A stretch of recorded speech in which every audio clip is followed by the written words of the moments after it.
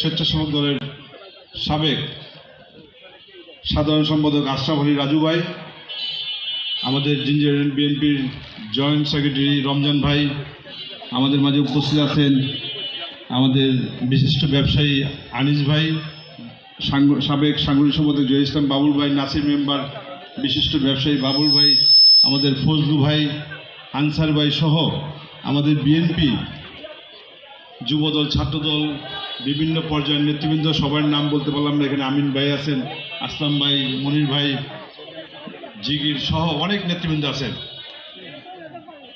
বিশেষ করে আমার মা বোনরা এখানে বসে আছেন দীর্ঘক্ষণ যাবৎ।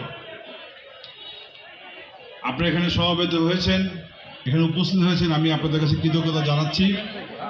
আপনাদেরকে আর কষ্ট দেব না, এখানে অনেকক্ষণ যাবৎ বসে আছেন। অল্প কিছুক্ষণের মধ্যেই আমরা আপনাদের সামগ্রী দিয়ে আমরা এখান থেকে চলে যাব।